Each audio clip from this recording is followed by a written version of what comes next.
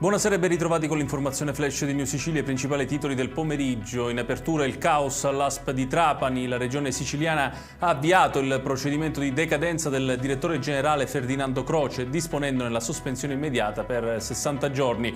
La decisione arriva dopo un'indagine ispettiva che ha attribuito al vertice dell'ASP precise responsabilità gestionali. E proprio sul caso ASP di Trapani è intervenuto l'ex presidente del Consiglio Matteo Renzi in visita all'ospedale di Mazara del Vallo.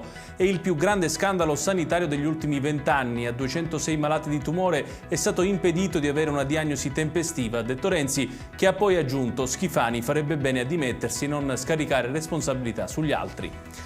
Dopo la decisione che ha sancito lo scioglimento del Consiglio Comunale di Tremestieri e Teneo per infiltrazioni mafiose, è arrivata la nomina della nuova commissione straordinaria alla quale è stata affidata la gestione del comune. Si tratta di 2 viceprefetti e di un dirigente prefettizio. Si sarebbe fatto pagare 1.500 euro dai pazienti dell'ospedale per ridurre i tempi di attesa per interventi chirurgici.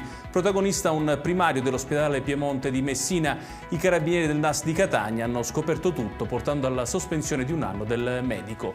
E chiudiamo con il meteo. Nella giornata di domani cieli molto nuvolosi o coperti con deboli piogge sul litorale tirrenico. Sul litorale ionico cieli inizialmente poco o parzialmente nuvolosi, ma con nubi in progressivo aumento e deboli piogge dal pomeriggio. Sul litorale meridionale invece giornata con tempo variabile.